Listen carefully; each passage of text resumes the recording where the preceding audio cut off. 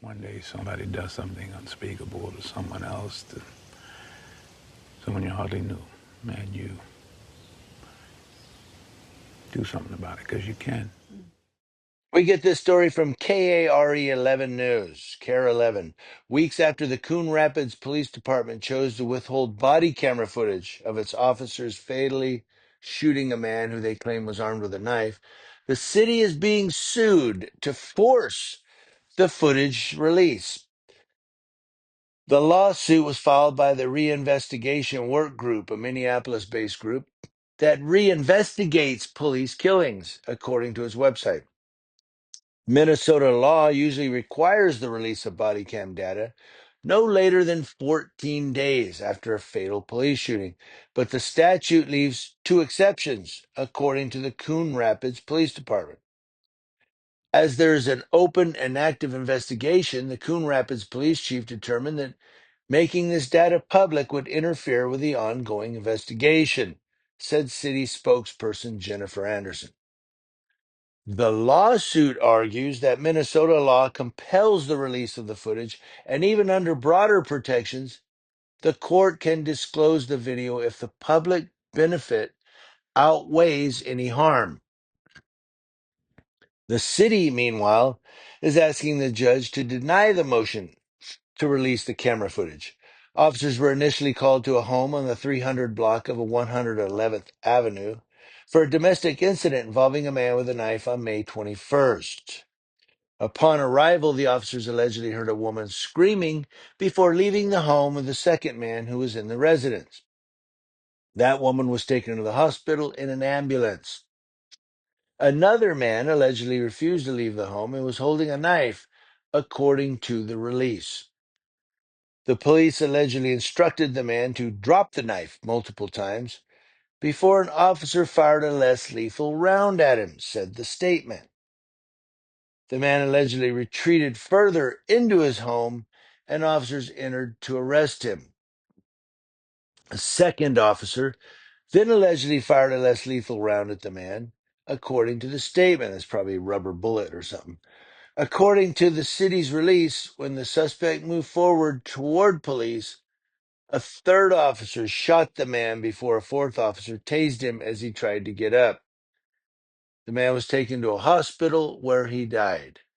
Now, the Minnesota Bureau of Criminal Apprehension identified him as Robert Edward Davis, 65, of Coon Rapids.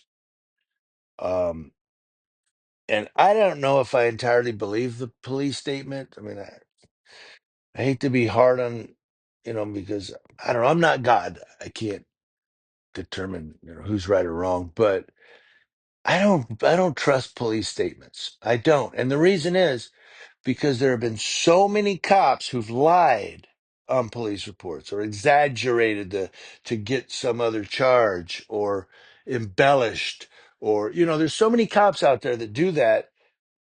You don't know who to trust. You don't know who to trust. It's like the boy who cried wolf. Wolf, wolf, wolf, and they come and you all came running. And then he does it again. Wolf, wolf. And they come running and he goes, you guys are stupid. And then when a wolf comes in and starts attacking his sheep, he's like, wolf, wolf. And they're like, help, wolf. And they're like, yeah, get out of here. We're not coming. So you get these police reports. It's kind of the same thing.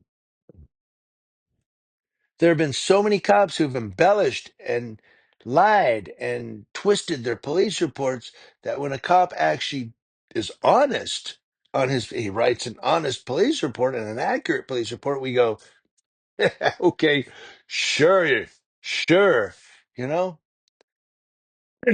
um, and so the fix to that is when these police reports are inaccurate or incorrect, discipline needs to be taken. Bottom line. But to avoid liability, these police chiefs and these sheriffs and these leaders go, we don't want to get sued. Let's just leave it as it is. So you're, okay with it. You're basically going along with it.